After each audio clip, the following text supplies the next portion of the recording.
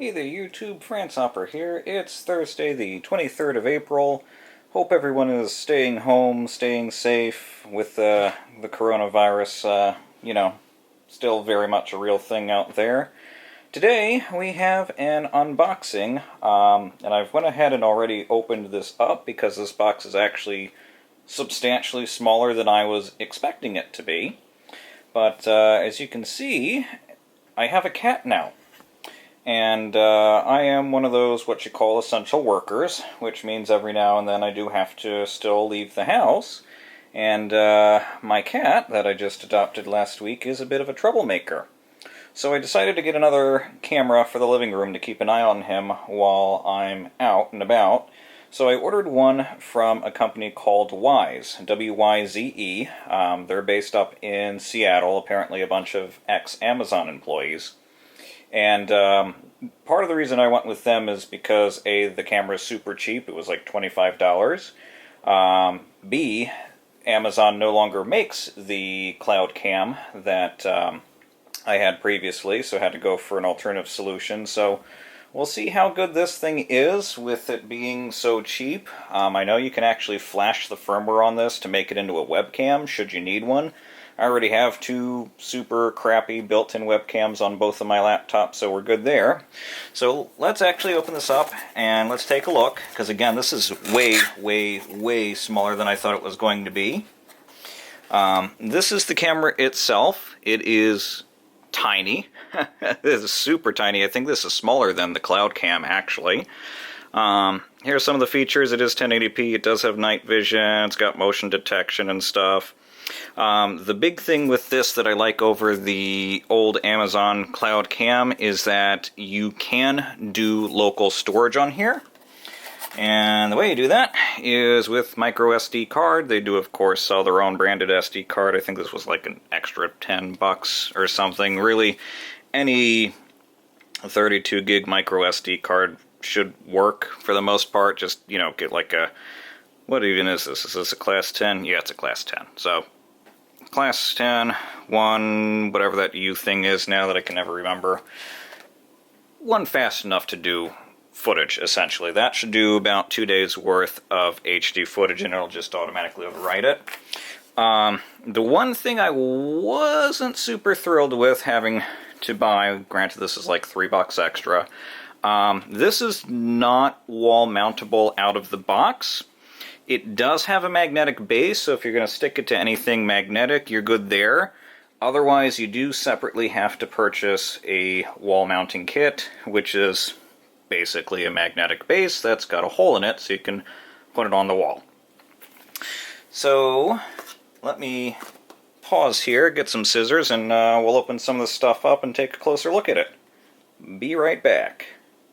And we're back. So let's take a look at everything here real quick. One thing that I found out really quick that I was not expecting is this is the mount that comes with the camera itself. So this is the sticky tape to, just stick it to a wall. But I was not expecting the wall plate to have a screw hole in it. That's why I bought the mounting kit, because it sounded like it would not have one.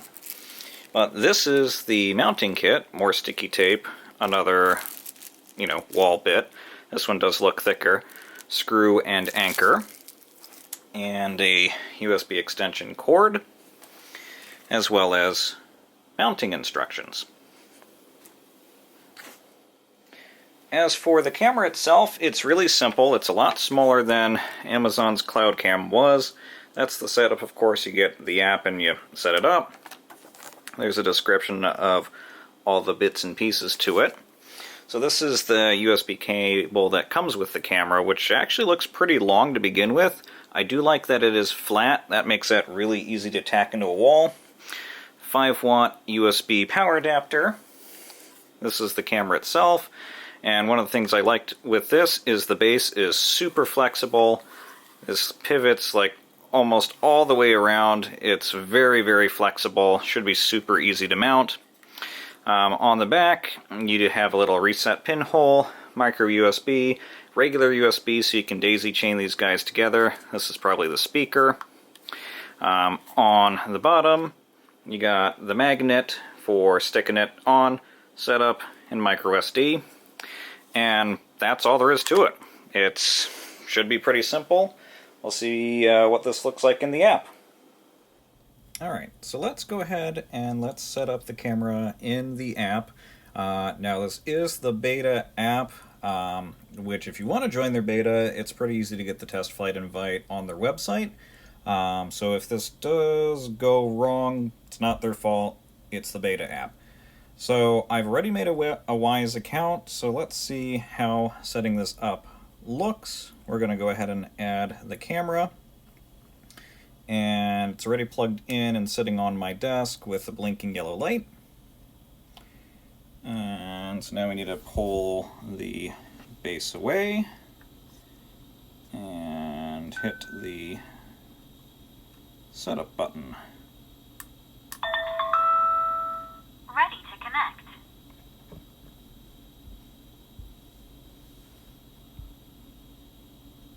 And hello.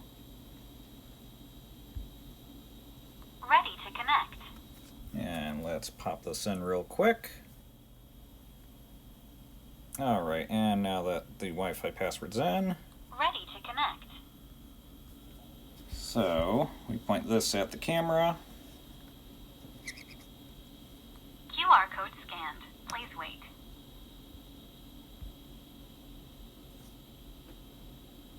And now the camera itself has a blinking blue and orange light.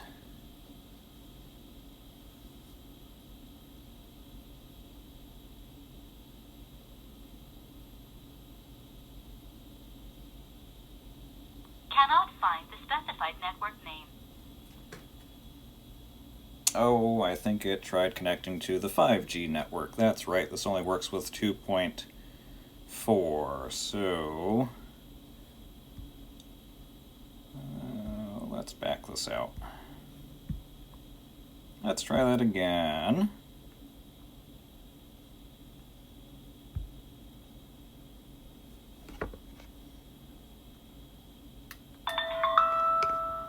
Ready to connect.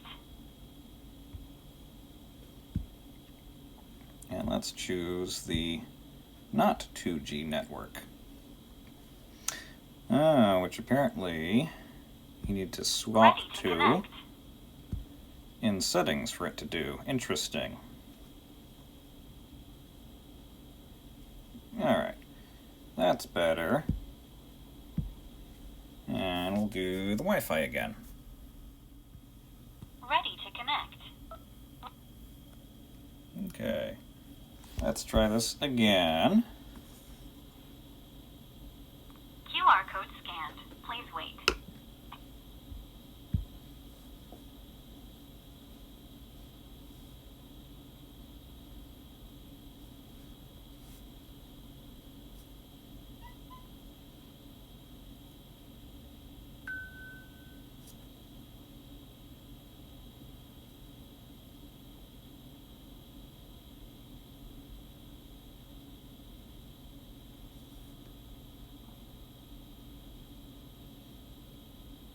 Well, this is very slow to connect.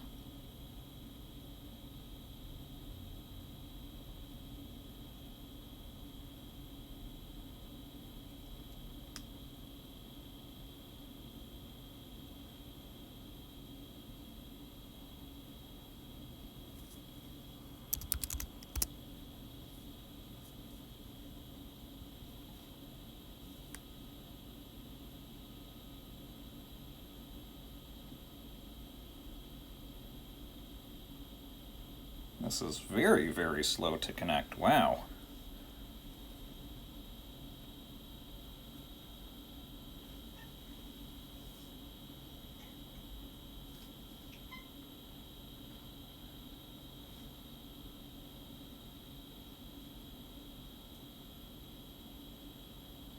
While the camera's still blinking, might just cut this until it actually pairs, because this has taken way longer than I would have expected. Okay, so apparently the camera got confused after trying to connect to the 5G network, and I had to factory default it, which you do just by holding the setup to get it back into a workable bit. So let's go ahead and let's name this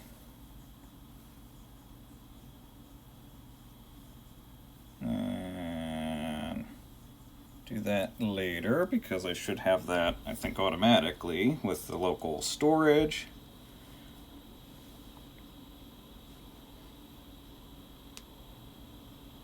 And we'll update that in a sec here.